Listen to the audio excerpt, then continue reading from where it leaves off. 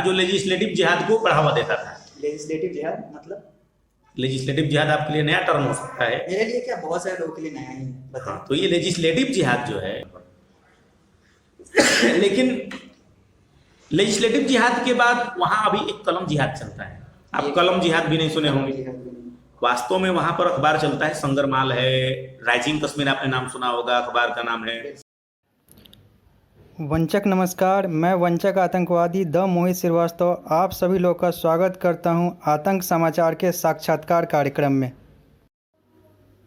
इस साक्षात्कार का विषय है अखिल भारतीय विद्यार्थी परिषद और भारत, और मेरे साथ बात करने के लिए हैं दुनिया के सबसे बड़े छात्र संगठन अखिल भारतीय विद्यार्थी परिषद के भारत देश के बिहार प्रदेश के सह संगठन मंत्री श्री अजीत उपाध्याय जी। मैंने श्री अजीत उपाध्याय जी का यह साक्षात्कार अक्टूबर 2019 में लिया था और लगभग 1 घंटे 45 मिनट यानी पौने 2 घंटे चले इस साक्षात्कार में मैंने उनसे अलग अलग मुद्दों पे बात की, अलग अलग विषयों पे बात की, जैसे अखिल भारतीय विद्यार्थी परिषद क्या है, शिक्षा में अखिल भारतीय विद्यार्थी परिषद का क्या योगदान है, धारा 370 पे क्या कहना है, देशभक्ति पे क्या विचारधारा अखिल भारतीय विद्यार्थी परिषद रखती है, और भी अलग अलग मुद्दे। मैंने यह साक्षात्कार अखिल भारतीय विद्यार्थी परिषद के मुजफ्फरपुर कार्यालय में लिया था और लगभग पौने 2 घंटे चले इस साक्षात्कार को मैं आपके समक्ष, आपके सामने अलग अलग टुकड़ों में अलग अलग विषयों के आधार पे पेश करना चाहता हूँ।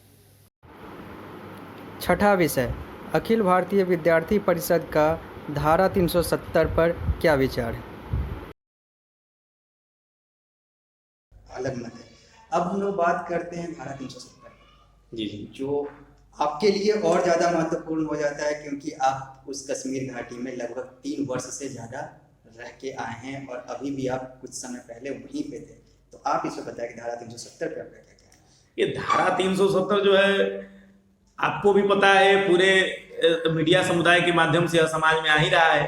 धारा 370 एक ऐसा माध्यम था जो लेजिस्लेटिव जिहाद को बढ़ावा देता था। लेजिस्लेटिव जिहाद मतलब?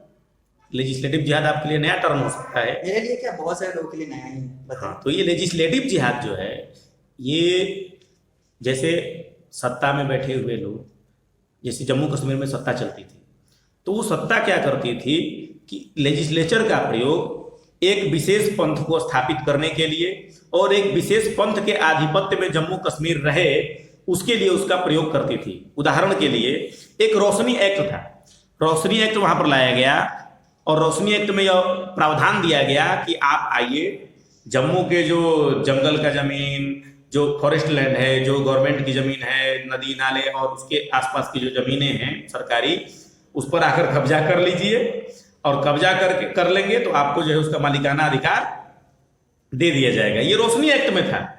उस रोशनी एक्ट का दुरुपयोग करते हुए विशेष पंथ के लोग वहां पर कब्जा कर लिए, डेमोग्राफी को बदल दिया लोगों ने, और उस डेमोग्राफी के आधार पर जम्मू का जो भटिंडी इलाका है, नगरोटा है, ऐसे बहुत सारे इलाकों में आकर के लोग बस गए और जम्मू संभाग की 19 लाख कनाल जमीनों पर विशेष पंथ के लोगों का कब्जा करा दिया गया और डेमोग्राफी बदलने का प्रयास किया गया। मतलब कि जैसी कश्मीर में स्थिति है वैसी ही स्थिति जम्मू में हो, ऐसा प्रयास किया गया। ऐसे बहुत सारे प्रयास आपको देखने को मिल सकते हैं। जब पूर्व सैनिकों के लिए कॉलोनी की मांग की जाती थी तो उस समय महबूबा मुफ्ती कहती थी कि जमीन ही नहीं है श्रीनगर में, लेकिन वहीं जब अलगाववादी नेता और देश के विरोध में बात करने वाला नेता मुश्ताक बिरी सवाल करता था कि हमको जो है चाहिए जमीन, तो उसको ईदगाह के लिए 50 कनाल जमीन श्रीनगर में अलॉट कर दिया था महबूबा मुफ्ती ने।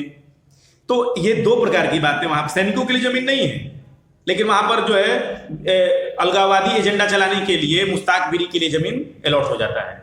इस प्रकार लेजिस्लेचर का वहां प्रयोग क्या होता था, जिहाद फैलाने के लिए होता था। इसलिए मैं इसको लेजिस्लेटिव जिहाद का नाम देता हूं। मतलब ऐसे और ऐसे ही केवल जिहाद नहीं, लेजिस्लेटिव जिहाद ही नहीं, 370 खत्म हो गया और 35 से हट गया। इसके कारण क्या हुआ है कि जो जम्मू और लद्दाख के लोग हैं और कश्मीर में जो भारत के प्रति अच्छी भावना रखने वाले लोग हैं, बहुसंख्यक में हैं, सबसे ज्यादा लोग हैं वहां पर भारत के पक्ष में रखने वाले, विचार रखने वाले लोग, बहुत कम लोग हैं जिनको भटका करके, मतांध बना करके मजहबी कट्टरता फैलाने का प्रयास किया गया, लेकिन बहुसंख्यक समुदाय वहाँ का भी, कश्मीर घाटी का भी भारत के साथ है। तो इस तरह से भारत जम्मू कश्मीर का एकीकरण करने के लिए वास्तविक एकीकरण अब हुआ है जब 370 हटा है और 35 से हटा है।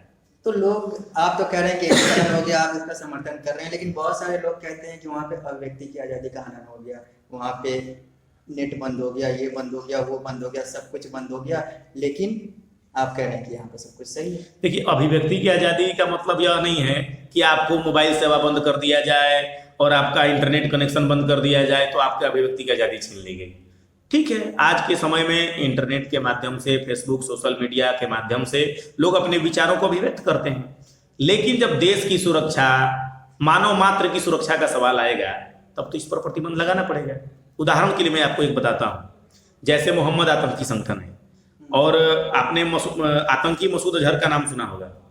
आतंकी मसूद अजहर ने किताब लिखी है अफजल गुरु के नाम, अफजल गुरु की जीवनी पर, उसका नाम है आईना, और उस किताब के अंशों को प्रकाशित करके और मीडिया में, सोशल मीडिया में चला करके युवाओं को मजहबी कट्टरता की ओर झोंकने का और कट्टरता के माध्यम से आतंकवाद में ढकेलने का काम उस फेसबुक और सोशल मीडिया के माध्यम से होता आया है। तो ये क्या है कि सोशल मीडिया का दुरुपयोग, व्हाट्सएप के मैसेजेस का दुरुपयोग, एक मजहबी कट्टरता और गलत संदेश फैलाकर युवाओं को पत्थरबाजी के लिए उकसाना, उनको सड़क पर उतारना, ये सब होता है। और अफजल गुरु स्क्वाड बना रखा है जैसे मोहम्मद ने, और उसमें ऐसे युवाओं को ला करके जोड़ते हैं। अफजल गुरु के जीवनी को इस तरह से परोसा जाता है जैसे लगता है कि वो पता नहीं क्या है, और अपनी भाषा में वो मुजाहिद उसको बोलते हैं। उनके लिए वो मुजाहिद हो सकते हैं, हमारे लिए तो आतंकी हैं और वास्तव में उस गलत दिशा में ले जाने वाले हैं। तो अभी वर्तमान में 370 हटने के बाद, 35 से हटने के बाद, वो लोग तो अपना, चूंकि उनका जो है कमर पर प्रहार हुआ है, कमर तोड़ी गई है 370 और 35 से हटा करके, तो कमर पर जब प्रहार हुआ है तो विशेष प्रयास करेंगे कि जम्मू कश्मीर में अराजकता और अशांति फैलाने का पाकिस्तान के इशारे पर प्रयास होगा।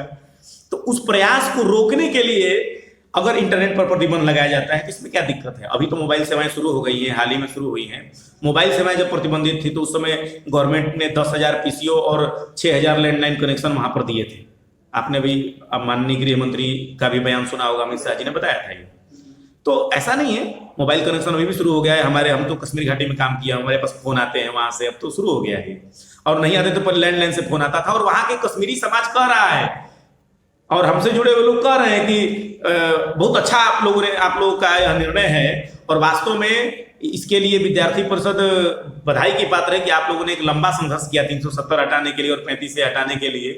तो आज समाज का साधुवाद प्राप्त हम लोगों को भी हो रहा है, हम लोगों ने भी इसमें एक कंट्रीब्यूशन अपना दिया है। विद्यार्थी परिषद के आंदोलनों का बहुत बड़ा प्रभाव रहा है कि 370 और 35 से जा चुका है।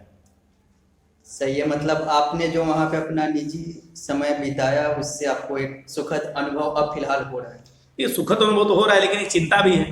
वहाँ की चिंता है कि जैसे अभी लेजिस्लेटिव जिहाद खत्म हो जाएगा, 370 और 35 से हटने के बाद लेजिस्लेटिव जिहाद तो खत्म हो जाएगा लगभग लेकिन लेजिस्लेटिव जिहाद के बाद वहाँ अभी एक कलम जिहाद चलता है। आप कलम जिहाद भी नहीं सुने होंगे। वास्तव में वहां पर अखबार चलता है, संगरमाल है, राइजिंग कश्मीर आपने नाम सुना होगा, अखबार का नाम है। ऐसे ही वहाँ ग्रेटर कश्मीर चलता है, कश्मीर मॉनिटर चलता है, ऐसे बहुत सारे अखबार वहां पर चलते हैं, जिसमें वहां का जो एडिटोरियल छपता है, जो संपादकीय पृष्ठ होता है, उस संपादकीय पृष्ठ ही जिहाद और कट्टरवाद और आतंकवाद को प्रोत्साहित करने वाला होता है। वहां पर गिलानी, मीरवाइज और उमर फारूक के अपील जो है वो अखबारों में छपते हैं। मैं तो वहां रहा हूं, मेरे को पता है, मैं पढ़ता था, बहुत अजीब लगता था हमें। और वहां पर ट्रिब्यूट टू मिलिटेंट इस प्रकार का छपता था, मतलब कि आतंकी जो मारा जाता था उसके लिए श्रद्धांजलि वहां देते थे लोग, वो अखबार में छपता था। तो ये बंद अभी नहीं हुआ है, तो ये बंद होना चाहिए। मतलब कलम जिहाद भी, कलम जिहाद चल रहा है, इसी को मैं कलम जिहाद कहता हूँ कि कलम के माध्यम से जिहाद। अब युवाओं को प्रोत्साहित किया जाता है कि ऐसे आप जो है नोट्स लिखिए, ऐसे आप कुछ कार्यक्रम करिए, उसको हम छापेंगे। तो कश्मीर विश्वविद्यालय और अन्य विश्वविद्यालयों में पढ़ने वाले विद्यार्थियों को भी प्रोत्साहन देते हैं ये लोग कि आप अलगाववादी विचारधारा के अगर लेख लिखते हैं तो वो छपेगा। इस पर भी रोक होना चाहिए। वहां पर तबलीगी जमात चल रही है, तबलीगी जमात वहां पर जो हमारी परंपरागत वेशभूषा है कश्मीर की, उसको प्रभावित किया है। पहले हम लोग कश्मीर में, जो दक्षिण कश्मीर, अनंतनाग, पुलवामा, शोपियां, कुलगाम जो जिला है, ये 4 जिले, इसमें आप ज़्यादा पहले दिखता था कि कश्मीरी लिबास दिखता था। आज आप देखेंगे तो वहाँ पर बुर्का प्रथा और बहुत सारी चीज़ें ऐसी आ गई हैं जो कश्मीर के वेशभूषा को ही खत्म कर रही हैं, समाप्त कर रही हैं। तो हम तो कह रहे हैं कि कश्मीरियत पर हमला जो है किया जा रहा है। वास्तव में कश्मीरियत क्या है? हमारे वहाँ वेशभूषा, हमारे रहन सहन, परंपरा, सबको मिलजुल कर एक साथ चलना, ये कश्मीरियत है। ये तो 1300 शताब्दी के बाद से शुरू हो गया कि कश्मीरियत की हत्या होने लगी। लोग कहते हैं कि वहाँ पे सूफीवाद जब तक कश्मीर बहुत अच्छा था, लेकिन जब से वहाबी विचारधारा वहाँ पे आया है ये गड़बड़ हुआ। इस पे आपका क्या? देखिए, सूफी मत और वहाबी मत, ये सब मैं नहीं कहूँगा कि कौन विचारधारा कैसी है। निश्चित तौर पर कश्मीरियत को वहाबियत ने खाया है, और डॉक्टर वहाब का जो विचार है, उस वहाब के विचार के कारण हम तो कहते हैं कि ये लोग तो पैगंबर तक को नहीं मानते। जो वहाबी विचारधारा के लोग हैं वो पैगंबर मोहम्मद जी को भी नहीं मानते हैं, और वो जो है सीधे कहते हैं कि सीधे अल्लाह ताला से कनेक्शन करो। मतलब कि जो दरगाह परंपरा है और जो अपनी पैगंबर मोहम्मद के प्रति जो इस्लाम में एक आस्था का विषय है इस मुसलमान भाई और बहनों के बीच में, उस पर भी वहाबी लोग कुठाराघात करते हैं। तो ये तो भारत में कभी नहीं हो सकता है। जैसा आपने कहा कि वहाबी लोग पैगंबर मोहम्मद को भी नहीं मानते, लेकिन दूसरी तरफ अगर हम देखें तो कमलेश तिवारी जैसे हिंदूवादी नेता का हत्या उसी पैगंबर मोहम्मद के आधार पे ऐसे वहाबी विचारधारा के द्वारा कर दिया जाता है। तो आखिर ये दोगलापन या ये देखिए विचारों क्या है? देखिए, मेरा कहना यह है कि किसी भी मजहब के विरुद्ध हमें टिप्पणी नहीं करनी चाहिए। मत पंथ मजहब सभी का सम्मान होना चाहिए, और सबको अपने अपने पूजा पद्धति पर चलने का अधिकार है। लेकिन हमारा एक और विशेष कहना है कि अगर कोई किसी पर टिप्पणी करता है तो उसको संवैधानिक नियमों के आधार पर दंड मिलना चाहिए, लेकिन उसकी अगर हत्या हो जा रही है तो ये गड़बड़ है। नहीं, मेरा वो नहीं कहना है कि उसकी हत्या हुई या नहीं। मेरा ये कहना है कि जैसे आपने कहा कि वहाबी विचारधारा पैगंबर मोहम्मद को मानता ही नहीं है, हाँ। क्योंकि पैगंबर मोहम्मद पे जो टिप्पणी की गई थी उससे पैगंबर मोहम्मद के टिप्पणी करता को क्यों मारा गया उसी वहाबी विचारधारा के द्वारा? वो ऐसा नहीं को पैगंबर को नहीं मानता है, वो क्या करता है, पैगंबर में आस्था नहीं रखता है। वो कहता है वो तो केवल एक मैसेंजर थे, बस इतना ही मानो, और उन पर ज्यादा वो अपना जो हजरत बल वहाँ पर दरगाह है उसको भी वो नहीं मानते हैं। तो वहाबिज्म जो है वास्तव में हम तो कहते हैं इस्लाम के खिलाफ है ये।